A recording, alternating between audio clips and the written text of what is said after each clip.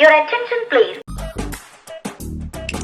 Hi అండి, నమస్కారం అండి. మంచినీళ్ళు ఏమైనా వచ్చుకుంటారా?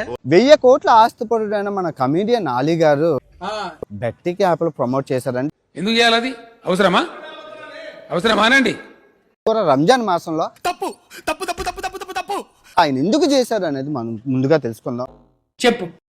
ఖురాన్ సాక్షిగా నేను ఒక్క బూత్ మాట కూడా మాట్లాడను. మీరు మారిపోయారు సార్, మీరు మారిపోయారు సార్. చాలా పచ్చి మోసం చేశారండి.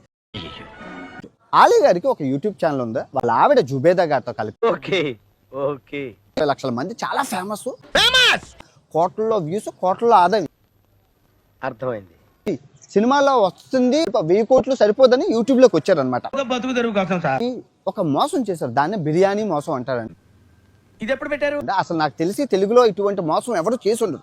ఏం చెప్తావురా, ఆంటీ కూడా వినే ఉంటారు. వినలేదే. కానీ విని ఎరగని మోసం. అది మనం కొరకు సొంత కామెడీ చేసి ఆయన నవ్విద్దాం, బాగుంటది. బిర్యానీ మోసం ఎలా చేశారంటే అండి, ఇతను ఇలా ఆవిడ గారు అంటే నమ్మించి గొంతు కొయ్యడం అంటారు. టూ మచ్ రే, టూ మచ్. గొర్రె కషాయవోను నమ్మినట్లు వాళ్ళు చేసిన మోసం ఎవరు కనిపెట్టలేదు. చూడండి, చాలా ఫన్నీ వేలోని జాగ్రత్తగా వినండి.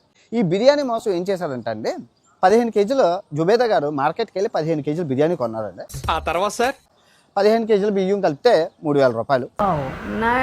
తర్వాత 20 కేజీలు చికెన్ కొన్నారండి, అది కలిపితే 3000 రూపాయలు. ఇంకా బిర్యానీ మసాలా దాంతో అంతా కలిపి 3000, మొత్తం కలిపితే 10,000 అండి ఖర్చు. సో బిర్యానీ తయారు చేశారండి. ఓ 50 మందికి పొట్లాలు చేసి రోడ్డు మీద కూలీలకు పంచారండి. పేదోళ్ళు వాళ్ళు ఉంటారు కదా, వాళ్ళకి పంచారు. మేమంటే రిచ్ కదా. ఇందులో తప్పే ఉంది, పుణ్యమే కదా చేశారని విషయం. అంటే ఇక్కడ మీరు పప్పులో కాలేశారండి. దేనికి? ఆ వీడియో తయారు చేసి యూట్యూబ్లో పెట్టారండి. దగ్గర 5 మిలియన్ అంటే 50 లక్షల మంది చూశారు. సో 50 లక్షల మంది చూస్తే దానికి మిలియన్కి 1 లక్ష వేసుకున్న 5 మిలియన్కి కలిపి 5 లక్షలు వచ్చాయండి. పోనీలే అన్వేష్, కక్కుర్తోలు పిసనారోళ్ళు అనుకో, వదిలేసే అంటే 10,000 ఖర్చు పెట్టి 5 లక్షలు సంపాదించారు. అందులో బెట్టింగ్ యాప్ను ప్రమోట్ చేశారండి.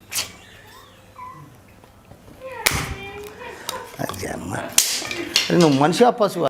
సో వాళ్ళు ఇచ్చిన 20 లక్షలు కావచ్చు, 10 లక్షలు కావచ్చు తీసుకొని నమ్మించి మోసం చేయను. ఇప్పుడు ఇది పద్ధతి కాదు, నువ్వు లెక్కపోతుండు. ఆలీ గారు చేసిన మంచి పనిని అందరూ చూస్తారు. అందరూ చూసి దాంట్లో మనం పెడితే మనకి ఎంత డబ్బులు వస్తాయని ఎన్ని మంది నష్టపోయారండి.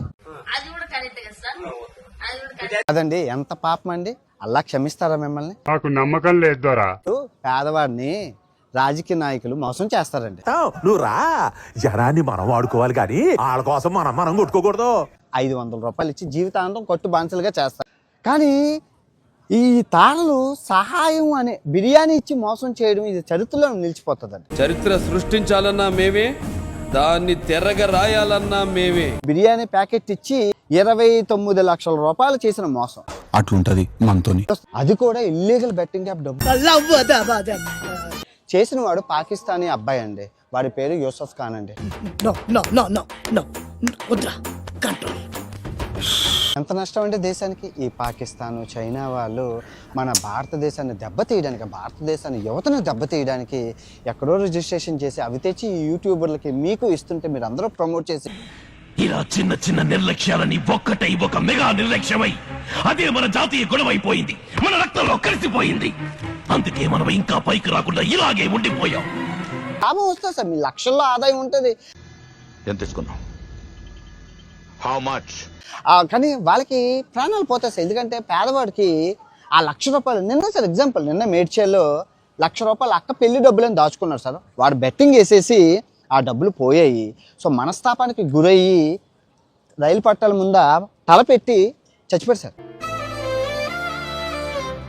విషయం చెప్పిన సార్, నేను ఒక వ్యక్తితో మాట్లాడాను. ఆ అబ్బాయి ఉప్పల బాలు అని చెప్పి.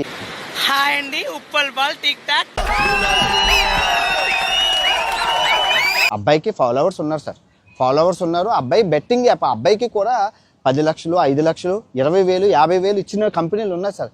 కానీ ఏ రోజు అబ్బాయి చేయలేదు సార్. పాపం నేను ఫోన్ చేసి అడిగాను, ఎందుకు చేయలేదు భయ్యా, మా డబ్బులు మీరు చాలా పేదోళ్ళు కదా. వాళ్ళ అన్న, వాళ్ళ ఉప్పల బాలు వాళ్ళ అన్న ఆటో డ్రైవర్ అండి. వాళ్ళకి 2 పిల్లలు 3 పిల్లలు ఉన్నారు. వాళ్ళందరికీ ఫుడ్ పెట్టాలి కదా. నువ్వు ఇలా అంటే 10 లక్షలు ఇస్తారు కదా, ఆ 10 లక్షలతో మీరు హ్యాపీగా ఉంటారు కదా అని అడిగితే అబ్బాయి ఏం చెప్పారంటే సార్, అన్న అలాగా పాపం సొమ్ము అన్నది, అది పాపం సొమ్ము, ప్రజల్ని మోసం చేసి సంపాదించిన సొమ్ము మనకు ఉండదన్నా, పోతుందన్నా అని చెప్పాడండి. నా కళ్ళంట నీళ్ళు వస్తున్నాయంట్రా. నిజంగా ఇంకా నీతి నిజాయితీ బతికే ఉంది కదా సార్. అబ్బాయిని చాలా మంది తిడతారు, చింతకాయలోడు సిన్సియర్ రా. తిట్టినా కూడా ఆ నీతి నిజాయితీ అనేది ఉంది సార్. అంటే అప్పటి వరకు మనం ఇలాంటి ఒక మహానుభావున్న దూరంగా పెట్టింది తప్పుగా అనుకోకండి సార్, ఇది జస్ట్ అవగాహన వీడియో. ఓవర్.